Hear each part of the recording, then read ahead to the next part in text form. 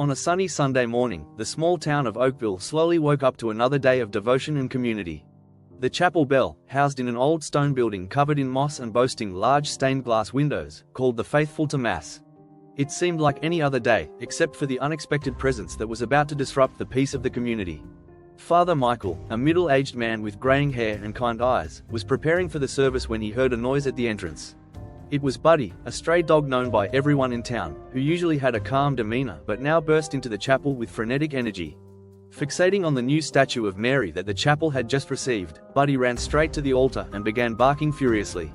"Buddy, what's gotten into you, my friend?" asked Father Michael, surprised by the dog's agitation. Buddy, of course, didn't answer, but his behavior spoke volumes. The congregation started to stir, murmuring among themselves about the dog's strange behavior. "This is a bad omen," whispered an elderly woman, making the sign of the cross. "There must be a logical explanation. Maybe an animal got stuck in there," suggested a young man, trying to stay calm. Father Michael, trying to restore order, approached Buddy, attempting to soothe him with gentle strokes and kind words. "Buddy, calm down, please. There's nothing here that can hurt you." But Buddy wouldn't calm down, continuing to bark with his eyes fixed on the statue with an intensity that seemed to go beyond human perception. "Do you think he sees something we don't?" murmured a young mother, pulling her child closer. The tension in the chapel grew, with the congregation divided between irritation and curiosity. Some called for Buddy to be removed, while others defended the dog, suggesting his reaction might be a divine sign. "Let's continue with our Mass. I ask everyone to keep faith and stay calm," announced Father Michael, trying to make himself heard over Buddy's barking and the congregation's murmurs. However, even as the Mass proceeded, the incident with Buddy cast a shadow of mystery over the Oakville community. What was supposed to be just another Sunday of devotion turned into the prelude to events that would test the faith and unity of everyone as the day went on. Buddy's behavior remained the main topic among the townsfolk, sparking fervent discussions in the streets and homes about its meaning. "Do you think Buddy sensed something bad coming from the statue?" Susan, the bakery owner, asked while serving fresh bread to a customer. "I don't know, but animals have sharp senses. Maybe he's trying to warn us about something," the customer replied, taking the bread and looking pensively at the chapel across the street. Meanwhile, Father Michael found himself alone in the chapel after Mass, looking at the statue of Mary with a mix of admiration and uncertainty. "What are you hiding, my saint?" he murmured, more to himself than to the image in front of him. Buddy's arrival at the Oakville Chapel and his inexplicable reaction to the statue of Mary marked the beginning of a series of events that would reveal long-hidden secrets, testing the faith and courage of the Oakville residents. What started as a tranquil Sunday quickly turned into the prelude to a mystery that would envelop the entire town in a quest for answers in the days that followed. The tranquility of Oakville was replaced by an atmosphere of unease. The incident with Buddy at the chapel was not forgotten. Instead, it became the epicenter of a series of conversations and speculations that permeated the town's streets and homes. Meanwhile, Father Michael grew increasingly troubled by doubt and worry, questioning the statue's origin and what it might be hiding. One night, while reviewing old chapel records by candlelight, Father Michael found a note about the statue's arrival, mentioning only that it was anonymously donated with no further details. Who would donate a statue anonymously? And why, he wondered, feeling the weight of responsibility on his shoulders. Determined to find answers, Father Michael called a meeting with some of Oakville's most influential residents, including Alice, a respected teacher, Tom, the blacksmith, and Emily, the chapel choir leader. Together, they discussed the possibility of investigating the statue's origin and the reason behind Buddy's behavior. "I saw Buddy this morning, still hanging around the chapel. It's like he's on guard," Emily remarked, concerned. "Animals have a different perception than we do.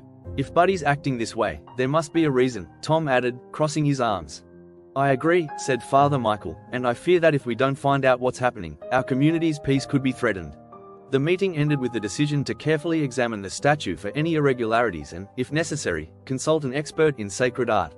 Father Michael also committed to trying to learn more about the anonymous donor, hoping that might provide a clue. In the following days, as the investigation into the statue continued, strange events began occurring in Oakville. Animals on Mr. Johnson's farm, the largest dairy producer in the area, suddenly fell ill without explanation. Mrs. Thompson's crops, known for their abundance, showed signs of blight despite meticulous care. The community was in an uproar, and many began to suspect that these adverse events were somehow linked to the statue and Buddy's warning. "It's a curse," some townsfolk whispered in the shadows of the nights, while others called for a quick solution to restore the town's harmony. Father Michael, though trying to remain calm and rational, couldn't help but feel a growing anxiety. He knew that superstitions could quickly turn into panic and was determined to find answers before fear spread further. On a cloudy afternoon, while Buddy watched from outside, Father Michael and a few volunteers began carefully examining the statue. They ran their hands over the surface, looking for any anomaly. It was then that Alice, while inspecting the base of the statue, felt a slight depression under her fingers. "Father, here, feel this," she called, moving aside for the priest. Father Michael approached and, touching the spot Alice indicated, clearly felt a discrepancy in the stone's texture, a small, almost imperceptible crack. "What now?" Emily asked, looking at the priest with both expectation and concern. "We'll need proper tools to investigate this further," Father Michael replied, his voice filled with determination. "Something tells me we're about to discover what Buddy has been trying to warn us about." As they prepared to explore the mystery hidden within the statue, the residents of Oakville couldn't foresee that they were on the brink of a discovery that would forever change how they viewed their chapel, their faith, and the mysterious connection between Buddy and the statue of Mary. After gathering the necessary tools, Father Michael and his team of volunteers, including Alice, Tom, and Emily, assembled at the chapel as evening fell. Sunlight filtered through the stained glass windows, bathing the interior in vibrant colors, while Buddy watched intently from outside, as if aware of the moment's importance. With care, they began working on the crack Alice had discovered. As they removed the outer layer, a hidden cavity in the statue's base was revealed. Inside, to everyone's surprise, they found a small wooden chest, worn with age but clearly placed there intentionally. "This is incredible," murmured Tom, eyes wide with surprise. "Who would have put this here? And why?" Father Michael wondered aloud, opening the chest with trembling hands, revealing its contents, a set of old manuscripts and a metal object that appeared to be an ancient exorcism cross. The manuscripts, written in hurried handwriting, contained accounts from a previous priest of Oakville about a series of inexplicable events that plagued the town centuries ago, events attributed to an evil presence. "This explains Buddy's reaction," said Alice, reading over Father Michael's shoulder. "He must have sensed the presence of this evil." The documents detailed how the exorcism cross was used to banish this evil presence and how, later, the items were hidden within the statue to prevent the evil from returning. The statue of Mary, therefore, served as a silent guardian, protecting Oakville from forces that sought to disturb its peace. With the discovery of the chest and its contents, Father Michael and the townspeople realized that the recent agitation might be a sign that the evil presence was trying to resurface. They now knew it wasn't the statue itself causing the problems, but what it concealed. Determined to protect the town, they organized a blessing and exorcism ceremony at the chapel, inviting all the townsfolk to participate. Buddy, who had been a living alert to the hidden danger, was honored as a special guest, receiving affection and recognition from everyone present. On the night of the ceremony, the chapel was packed, the air was charged with tense anticipation but also hope. Father Michael, wearing ceremonial robes and holding the ancient exorcism cross, led the community in prayer, invoking divine protection against the evil forces threatening their peace.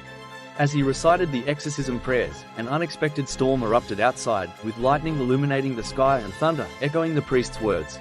Buddy, sitting calmly by the altar, watched everything with an expression of serenity. Gradually, as the ceremony continued, the atmosphere in the chapel began to change. A sense of peace and light filled the space, dispelling the shadows of fear and doubt. When Father Michael concluded the prayers, the storm outside ceased as suddenly as it had begun, leaving behind a profound calm. In the days and weeks that followed, Oakville experienced a renewal of faith and community. The problems that had afflicted the town disappeared, and the residents felt deep gratitude for Buddy, whose intuition and loyalty had protected everyone from an invisible danger. Reflecting on the events, Father Michael felt a deep admiration for the wisdom and mystery of divine creation, recognizing that even the humblest beings can have a grand purpose. Buddy, now adopted by the community as a hero, symbolized the connection between the divine and the earthly, a reminder that faith, in all its forms, has the power to unite and protect.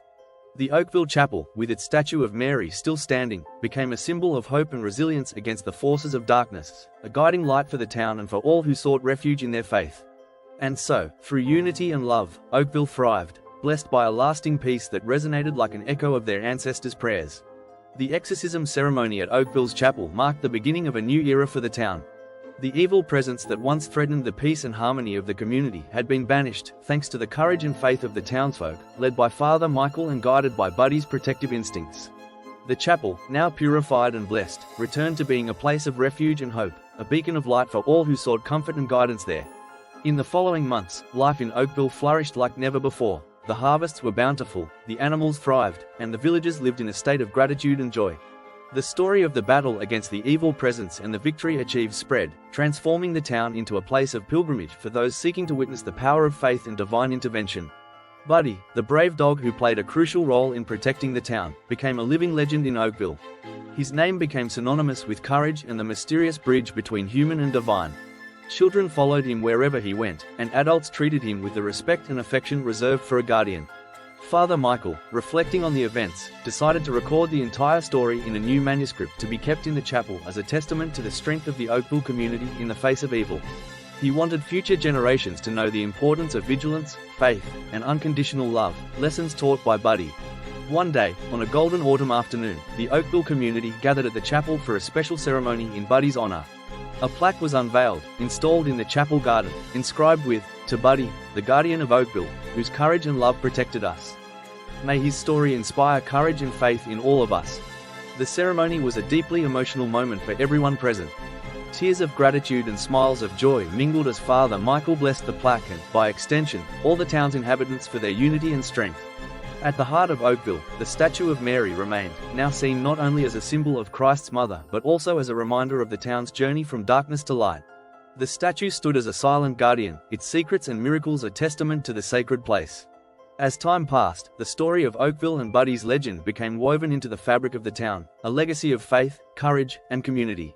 The town continued to prosper, an oasis of peace and hope in a turbulent world, a living testament that even in the darkest hours, light can emerge, guided by faith and love. Thus, the story of Oakville, Father Michael, and Buddy remained a beacon of light for all who sought inspiration, reminding everyone of the divine presence in the simplest acts of courage and love. What do you think of this story? Do you think they acted right? Leave your comment below to know your opinion, it is very important to us. If you like this exciting story, help us by leaving a like and subscribing to our channel.